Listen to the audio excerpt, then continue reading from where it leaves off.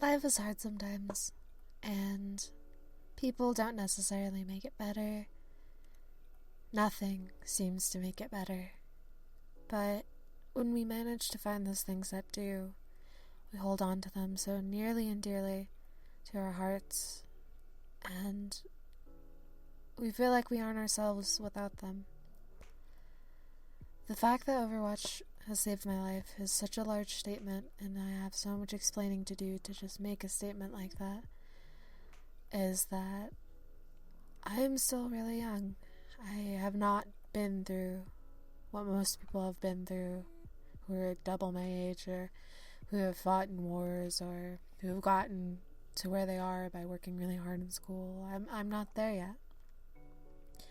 I am just a girl who enjoys to play games and suffers from a lot of mental disorders that don't make it easy for other people to deal with or to understand. And this is my story of my voyage of being, I guess, quote unquote, crazy, and how Overwatch really helped me maintain that. So, before we can fully start off chapter 1, I need to explain my childhood. No, I didn't have a bad childhood. I had wonderful parents. I had people who loved me.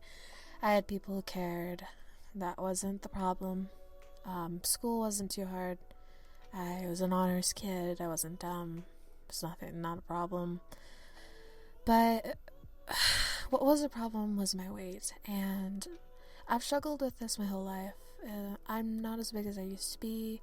I'm still considered overweight, but no one would walk up to me and say, "Hey man, you need to lose some weight." I'm not there, but sometimes it feels like I am.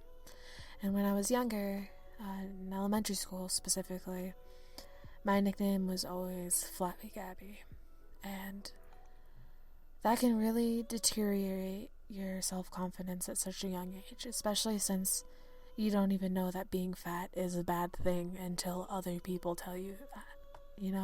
You don't know something's wrong with you until someone else tells you. Being fat isn't an issue, but it is because your health is on the line, etc. And so I was a pretty fat kid. My parents wanted to make sure I was well fed, and it's not their fault at all. But I had to deal with the nickname Flabby Gabby for quite a while throughout my life, and I would try to starve myself. Sometimes I would over-exercise just to get rid of this nickname that I let offend me so bad. Even though I had true friends who would never call me that, they'd always tell me, "It's fine, you're just a regular-sized woman. You're not fat, you're not thin, you're just normal. And most women come in your size." But when you're a young girl, you don't think about that. You look at all these models, you look at people like Beyonce, you look at all these people, and it can even apply to guys too. I mean, look at Ryan Gosling, look at Leonardo DiCaprio, I guess, if you like him. I mean, these guys are ridiculous. And our beauty standards are so high, and when you're young, for me especially, it was just so force-fed by society and not my parents. My mom was like, "You're beautiful the way you are," and my dad was like, "You don't need to wear makeup or wear dresses. You're a person. You're not some trophy wife or whatever." So the fact that my parents would encourage me to just not do those things, and then I would go to school and get teased for it, was kind of hard on me, because I was so confused with who I am. I wanted to wear dresses, but I didn't want to disappoint my dad. I wanted to lose weight, but at the same time I was lazy, but I wanted to stop getting bullied, so it just didn't make sense. And my self-confidence just deteriorated. It was gone. I didn't have any. And I found comfort in the safety of my home, the safety of playing online video games, because no one had to know what I looked like. No one had to know what I sounded like. No one had to know anything about me. And that was awesome. I used to play, I think the first game I ever played was called Nectropolis. And if any of you know what my VMK is or VMK is, it's the same thing. It's just like a little kid chat room where you have dumb mini games, and it's pointless. Like, it's so boring. But that was like my first ever game, and I had like so many rares, and I had like a Mad Hatter hat, which was like everything apparently. And I moved on to Toontown, and the only reason I was allowed to play Toontown, because my parents were overprotective, was because you couldn't type to other people. You had a speed chat, so no one was there to bully me, no one could have been mean to me. So my parents were like, well, this seems like a safe environment for our daughter, so we'll let her play. And I made my mouse. Her name is Dippy Fluffy Whisker Hopper. I think I only got her to like 110 health, or life points as you call it in that game. And it was a blast. I played that game for like at least a year straight. And eventually I got access to secret friends through playing on another friend's account. My friend named Lauren at the time. I have no idea where she is, so I can talk about her, no problem. She probably doesn't remember me, but we used to play Toontown together.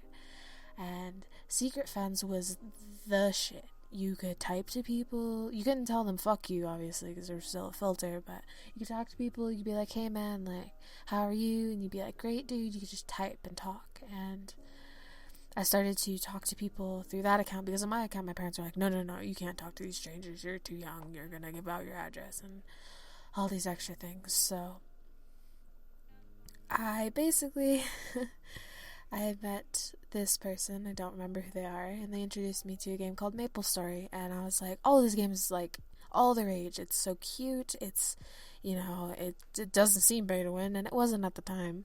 And it seemed fun. It's just like a grind fest, and you can meet nice people. And I could type to them. I didn't have to use like a speed chat. So I thought MapleStory was a great idea. I started to play MapleStory with them, and eventually I quit Toontown. I quit my subscription. And apparently it was during a good time, because there was a bunch of hackers and whatnot. But I started to play MapleStory more seriously. And this is when MapleStory was hard. It took like a month to hit level 30. And I remember the highest I hit was 31, and I had a cleric. I worked so hard that month. I played like 6 hours a day. I didn't know what I was doing wrong, and it turns out I wasn't doing anything wrong. The game was just hard. The game was just hard. So, MapleStory was the shit, and I made a lot of friends off of it, and those are just nothing but good memories for me. So since now that we learned that I wasn't the type of kid to leave their house very often, nor was I allowed to, because my parents thought I would get kidnapped off the street because they watch the news way too much, and they watch the ID channel, and they fucking think all these things are gonna happen to me, so I'm kind of stuck in my house all day.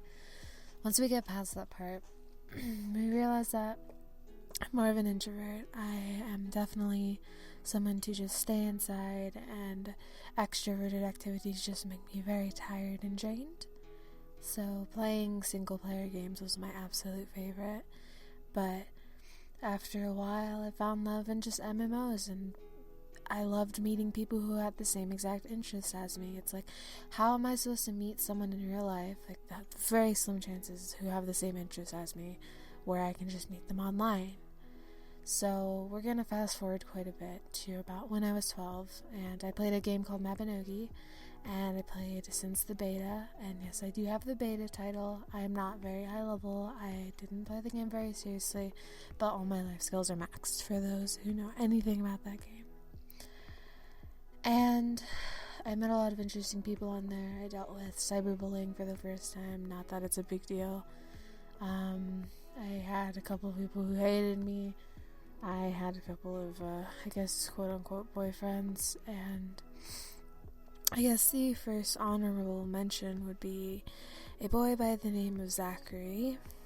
Zachary introduced me to a girl named Crystal, and she was nice, and I loved her. She was so kind. She bought me things like any outfit I wanted for my character, she would buy. There's this big thing when I played, they were called chairs, and they would change how you sit, because everyone would stand in town and look cool, and they'd be called like the fashionogis and stuff. So she bought me like a really cool expensive chair. She was so kind to me. And my friend Zach had a crush on her, and he told me, and she rejected him, and then he started to come on to me. And I guess I fell for it because I was a kid, I was young, I didn't know any better, And he told me he didn't want anything. He just wanted like a flirty type of relationship. And being a kid, I didn't know much better than that. I had never had much real life experience. I was a fucking kid, you know? So I went with it, and he told me he never loved me. He told me like all these other things. He told me all these fucked up things. And he was one of the very few people that actually knew what I looked like. And it's very important to mention him, even though he seems pretty insignificant, because he is. Because he started a whole train of me remembering what I look like, the fact that I don't want to show people what I look like, the fact that I think my voice is ugly. He kind of didn't necessarily kickstart it all, but definitely one of the underlying causes of how I became to be myself. So I felt like he was important to mention. So now we begin the big doozy where I had a 5-year relationship. And yes, I am only 21.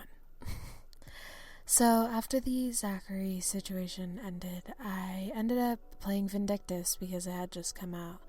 And I met a man, his name was Raymond, but we all called him Randy. And I had a group of friends at the time, and I had a female friend named Subaru, and then I had a friend named Andrew, and I had Raymond, or Randy, as we will continue to call him.